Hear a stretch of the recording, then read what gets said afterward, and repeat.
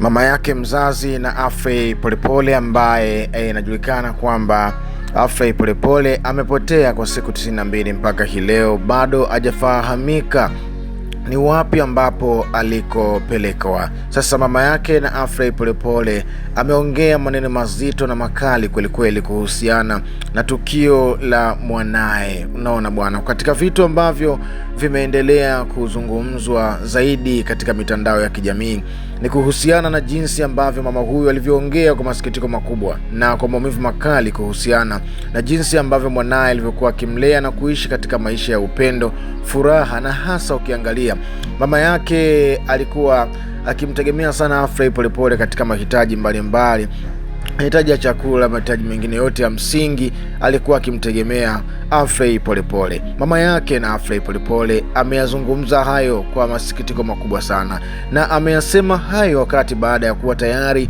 wamekwisha kupata kibali cha kwenda kuchukua vitu katika nyumba ambayo walikuwa akiishi Afrey Polepole. Ni siku 92 zimepita tangu Afrey Polepole apotee katika mazingira ya kutatanisha, na inasemekana kwamba Afrey ametekwa. Alitekwa kuanzia siku ile mpaka siku hii bado hajapatikana na haijulikani ni wapi alipo. Si vyombo vya dola, taasisi mbalimbali au watu wa usalama, hakuna hata chombo kimoja ambacho kimewahi kusema na kuthibitisha kwamba Afrey wapi alipo. Tafakuri zimeendelea kuenea katika sehemu mbalimbali katika mitandao ya kijamii. Ukiangaza na ukiangalia katika ukubwa wa kipekee, tukio hili si tu katika Tanzania, limeumiza watu wengi sana duniani, kwa sababu habari nyingi duniani huwa zinaelezwa kwa mapenzi na kwa uchungu mkubwa, ili dunia iweze kutambua na kukemea matendo maovu ambayo yanatendwa,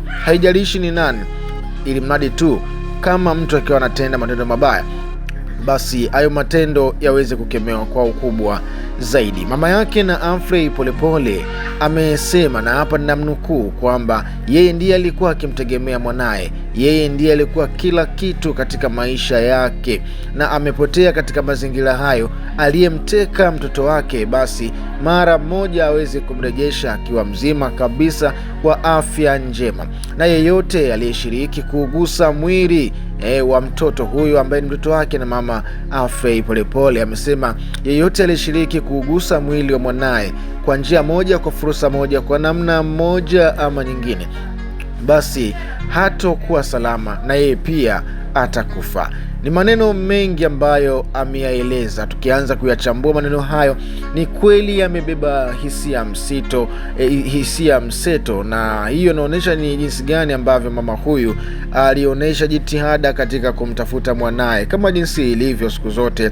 Kama Mungu aliumba kukata tamaa, basi naye pia hiyo hali iliweza kumfikia. Maneno hayo yalionyesha wazi kabisa ni mtu ambaye tayari amekwisha kukata tamaa ya kumpata mwanaye, maana mpaka kusema kwamba yeyote aliweza kumteka mwanaye au kumdhuru kwa njia moja, kwa fursa moja, kwa namna moja ama nyingine, basi na yeye pia ataingia katika kisangaiko, huenda na yeye akafa. Kwa mujibu wa maelezo ya wakili wa Polepole, amesema kwamba kama kuna kitu chochote ambacho kilikuwa kikimkabili Polepole, ilipaswa afikishwe, apelekwe mahakamani kwa ajili ya kusomewa hiyo hukumu, na hakuna mtu wala mamlaka yoyote ambayo inaweza ikawa na kibali cha kuua, ila isipokuwa hukumu ya mahakama katika kesi kubwa za kama vile kesi za uhaini, uuaji na vitu vingine. Hivyo ndivyo mahakama huwa inaweza kutoa hukumu, huenda kifungo cha maisha au kunyongwa mpaka kufa. Basi kwa mujibu wa maelezo ambayo amezungumza wakili, amekuwa upande wa mama, kwa sababu upande huo ni upande ambao wakili anautumikia na ni mfanyakazi, anafanya kazi katika sehemu ya familia, kuhusisha watu mbalimbali ambao wanaofanya vitendo hivi vya kikatili, vitendo vya kinyama. Hakika mama huyu ameongea vitu ambavyo kiukweli hata kama akina mama wenzake ameweza kumsikiliza kwa makini zaidi, inaonyesha wazi kabisa ni ameumizwa kwa kiasi kikubwa, kama jinsi ambavyo siku zote imeelezwa mtoto kwa mama Kui. Kama unaweza ukaona kabisa wewe ni mtu mzima mkubwa na ndevu na mvi, lakini mama yako akuoni hivyo, anakuona wewe ni mtoto ambaye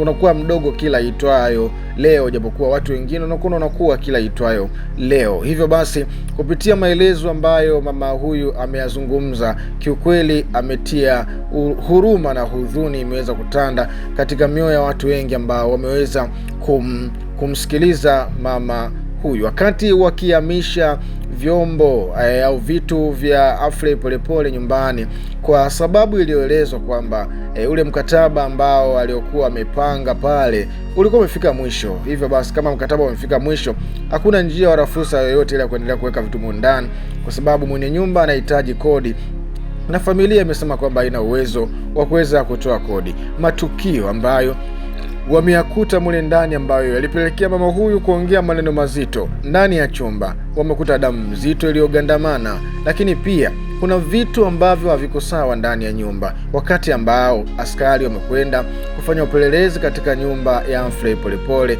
Walichukua vidude vya kuwekea umeme, unaona. Kwa hiyo ndani friji ambavyo zilikuwa zina vitu mule ndani, umekuta kuna harufu kali sana, kitu ambacho kimeweza kumuumiza zaidi mama huyu, na huenda hicho kimemsababisha aanze kukata tamaa. Ni zile damu nyingi ambazo alizozikuta nzito zimegandamana ndani ya chumba ambacho alikuwa akiishi mwanae Afrey Polepole. Kupitia tukio hili na maelezo haya huzuni ambayo yameendelea kusikika na maelezo makubwa ambayo mama huyu ameendelea kuyasema, mama huyu ambayo ameyaeleza, kitu ambacho unachotakiwa kufanya kwa wakati wa hapa, unaweza tu kaandika chochote ambacho unahisi kwamba na wewe pia inaweza ikawa ni sauti ya ukombozi. Maana kuna kile kitu ambacho kinasema siku zote kwamba kama huwezi kuongea ni bora ukae kimya, na kama ukiamua kuipaza sauti yako, basi hakika sauti yako inakuwa ni sauti ya ukombozi kwa watu wengi. Basi kama sauti yako imeshindwa kusikika kwa watu wengi, basi kupitia maandishi utakaoyaandika, basi itakuwa ni sauti tosha ambayo itakayokuwa inawafikia hawa wachache, na wao wachache wanaweza akawa wamepata faida kutoka kwako wewe mtu mmoja. Kwa hiyo fanya jambo la msingi hapo chini, andika chochote kile ambacho unachohisi kwamba ni sahihi kupitia hiki ambacho umekisikia. Basi mimi nikwambie kwamba subscribe channel hii hapa, ili wewe unapata taarifa zetu mpya kila wakati zitokapo, na wewe wa kwanza kustream katika akaunti hii hapa, channel hii hapa. Mimi nakwambia nikutakia wakati mwingine uzidi kusogezea taarifa zingine zaidi ambazo ni muhimu kwa ajili ya wewe kuweza kupata taarifa mpya kila itwayo leo. Basi kwa wakati huu ni kuache hadi wakati mwingine. Bye bye.